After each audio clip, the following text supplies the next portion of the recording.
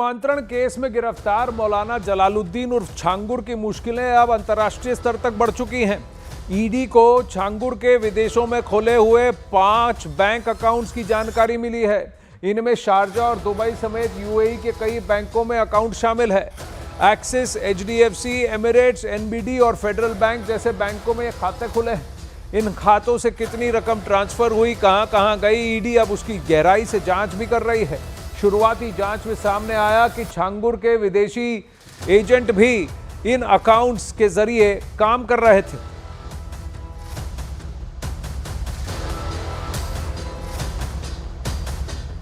अब छांगुर उर्फ मौलाना जलालुद्दीन को लेकर बहुत बड़ा पर्दाफाश हुआ है। ईडी के सूत्रों के मुताबिक छांगुर उर्फ मौलाना जलालुद्दीन के विदेशों में एजेंट फैले हुए हैं। छांगुर उर्फ जलालुद्दीन के विदेशों में 5 बैंक अकाउंट मिले हैं। विदेशों में खोले गए बैंक अकाउंट की डिटेल्स ईडी के हाथ लगी है। यूएई के दुबई, शारजा में छांगुर के कई बैंक अकाउंट्स हैं। बैंक अकाउंट से हुए ट्रांजैक्शन की जानकारी इस वक्त ईडी निकाल रही है। अब वहीं धर्मांतरण के आरोपी छांगुर की मुश्किलें अब और बढ़ने वाली है। ईडी सूत्रों से मिली जानकारी के मुताबिक लखनऊ की ईडी यूनिट अब मौलाना जलालुद्दीन उर्फ छांगुर और उसके करीबी नवीन को अपनी कस्टडी में लेने जा रही है। इसके लिए ईडी लखनऊ कोर्ट में दोनों की रिमांड के लिए एप्लीकेशन दायर करेगी। ईडी को नवीन के खातों से 50 करोड़ रुपए की अवैध लेन देन की जानकारी मिली है। अब इस मामले में मनी लॉन्ड्रिंग की जांच का रास्ता भी खुल चुका है।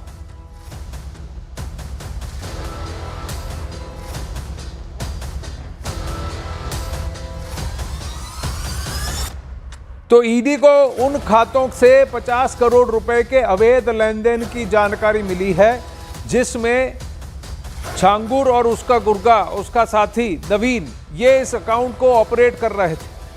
अब इस मामले में मनी लॉन्ड्रिंग की जांच का रास्ता भी खुल चुका है, क्योंकि नेपाल में भी कुछ ऐसे अकाउंट्स थे जहां गल्फ के देशों से पैसा आता था और नेपाल से एक एजेंट ये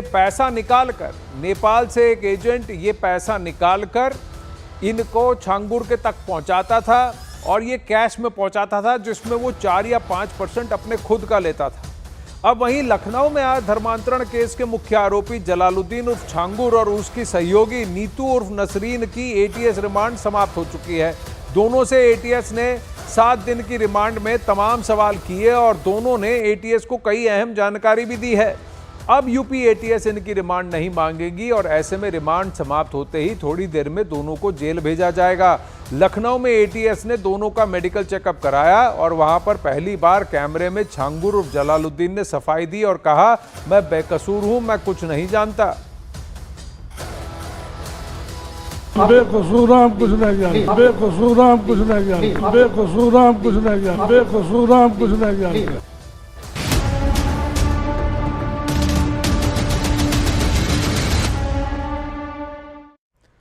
हम बेकसूर हैं, हम कुछ नहीं जानते। जितनी पीड़िताएं सामने आकर क्या अब आप बोल रही हैं, वो सभी उसको मौलाना जलालुद्दीन कहकर कहती हैं कि इसका सिर्फ एक एजेंडा था। उसके बारे में भी बताएंगे। धर्मांतरण मामले में आरोपी छांगुर अब गाजियाबाद के एक परिवार ने गंभीर आरोप लगाए।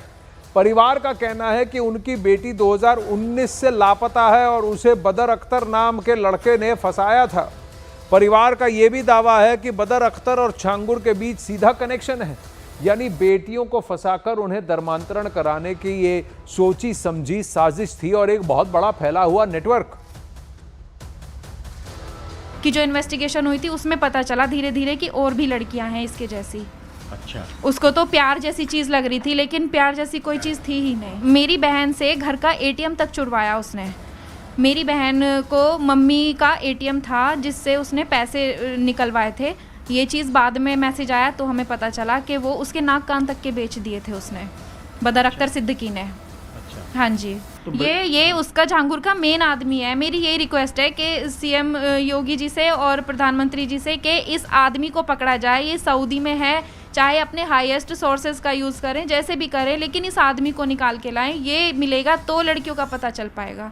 ये 3 लड़कियां आ गई हैं, ठीक है, मैं बहुत अच्छी बात है, लड़कियां वापस आ गई हैं, लेकिन गोपाल राय जी का मैं थैंक यू बोलूँगी। लेकिन वो आदमी जब तक नहीं पकड़ा जाएगा ना, बदर अख्तर सिद्दीकी, तब तक चीज़ें नहीं खुलेंगी। बदर वो बहुत बदर बड़ा सिद्दीकी मास्टरमाइंड जो है। आपके कभी घर भी आया कभी? नहीं कभी नहीं आया। नहीं, तो आप लोगों को कैसे पता चला बदर सिद्दीकी इसके पीछे है?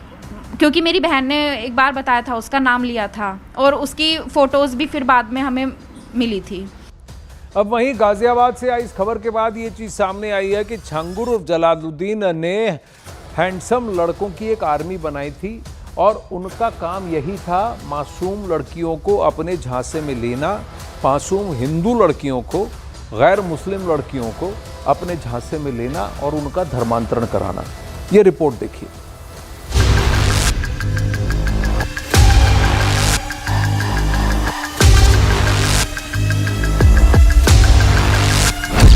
छांगुर की धर्मांतरण वाली चॉकलेट आर्मी।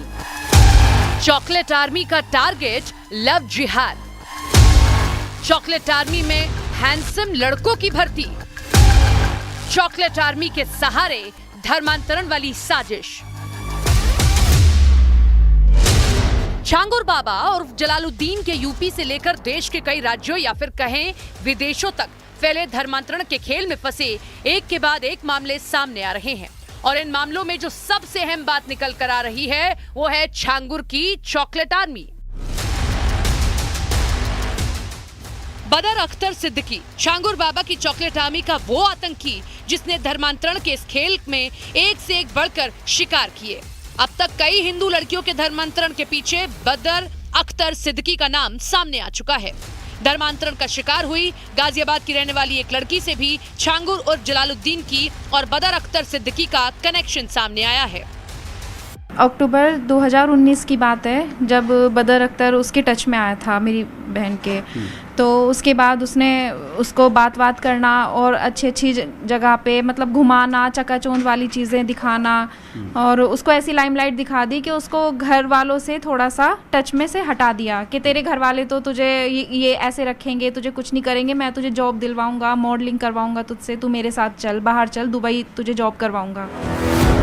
छांगुर का चॉकलेटी बॉय बदर अख्तर सिद्दीकी पहले लड़कियों से दोस्ती करता है, फिर उन्हें महंगी गाड़ियों और महंगी लाइफस्टाइल के जाल में फंसाता है और इसके बाद उन्हें वो दुनिया दिखाता है जिसको पूरा करना सामान्य परिवारों से आने वाली लड़कियों के बस की बात नहीं होती। और यही वो पॉइंट होता है जहां से बदर अख्तर सिद्दीकी जैसे सुंदर दिखने वाले लड़के अपने जाल में फंस चुकी लड़कियों को पहले उनके परिवारों से अलग करते हैं और फिर धर्मांतरण वाली साजिश को अंजाम देते हैं।